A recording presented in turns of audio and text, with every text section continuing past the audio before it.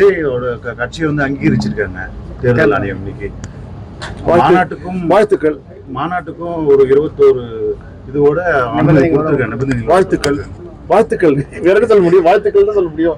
இப்ப நம்ம ஒரு பக்கம் ஸ்போர்ட்ஸ், தமிழக அரசு ஸ்போர்ட்ஸ் இந்த மாதிரிலாம் பண்ணிட்டு இருக்கும்போது நேற்று மகாவிஷ்ணு கடந்த 2 தினங்களுக்கு முன்னாடி பள்ளியில் நடந்தது. இப்போ சட்ட ரீதியா இப்போ பண்ணியிருந்தாலும் அவருக்கு ஆதரவாகவும் எதிர்ப்பாகவும் வளர்த்துட்டு இருக்கு கருத்துக்கள். அது பார்த்தீங்கன்றால் கல்வித்துறை அமைச்சர் திரு அன்பில் மகேஷ் அவர்கள் தெளிவான விளக்கத்தை. அது மட்டும் இல்லாமல் மூட நம்பிக்கைகளை எந்த விதத்திலும் நம்ம வளர்த்துக்கூடாது. இது வந்து முக்கியம். குறிப்பா பார்த்தீங்கன்னா கர்நாடகாவில் வந்து ஒரு சட்டமே இருக்கு. மூட நம்பிக்கைகளை நீ வளர்த்தால் அதுக்கு எதிரான சட்டம். மூட நம்பிக்கை வளர்க்கக்கூடாது. நாம் அறிவியல் ரீதியாக நாம் வளர்ந்து கொண்டிருக்கிறோம்.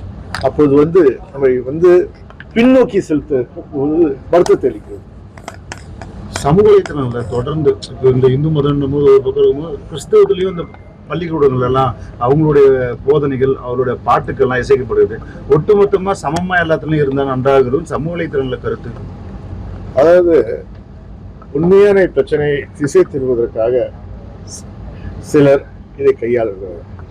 அதாவது நம்ம வீடு பத்திட்டு எரியும் போது நம்ம என்ன பண்ணோம்? வீட்டை தீய அணைக்க பார்க்கணும். பக்கத்து வீட்டு எரியலன்னா அப்ப நான் பொறாமையா? முதல்ல பிரச்சனை எங்க இருக்கோ பிரச்சனையை நம்ம தீர்க்கணும். இதுதான் வந்து அரசு செய்கிறது. அரசு சிறப்பான முறையில் செய்கிறது.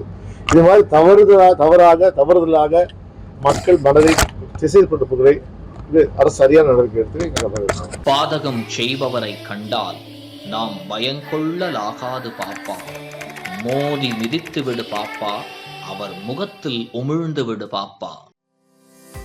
அண்மை செய்திகளை உடனுக்குடன் தெரிந்து கொள்ள இணைந்திருங்கள் இயம்நாடு தொலைக்காட்சியுடன்.